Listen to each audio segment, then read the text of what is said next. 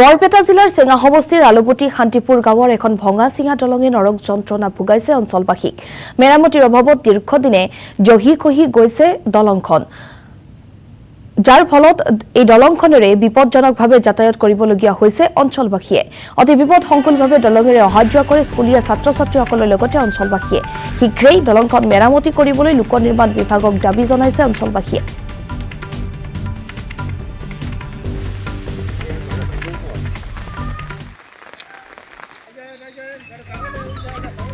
মোটামুটি ৩-৪ মাহ হ'ল অসুবিধা হোৱা নাই আপোনাৰ? অসুবিধা বহুত হৈ গৈছে আৰু ছাত্ৰ ছাত্ৰী যাব নোৱাৰা এনেকুৱা হৈছে।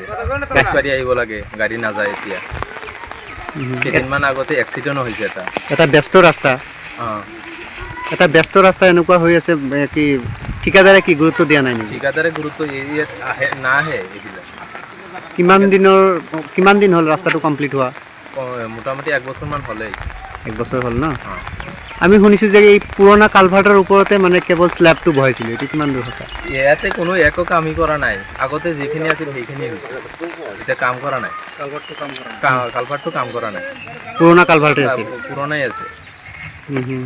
এটা বিপদজনক পৰিস্থিতিৰ সৃষ্টি হৈছে। একদম বিপদজনক পৰিস্থিতি, মানে গাড়ী ঘোঁৰা একেবাৰে আহিব নোৱাৰা হৈছে। একদম দাবী জনাব কি? দাবী জনাম মানে ঠিকাদাৰে সোনকালে জানি এইটো কাম কৰি দিয়ে। বহুত অসুবিধা হৈ গৈছে ৰাইজৰ।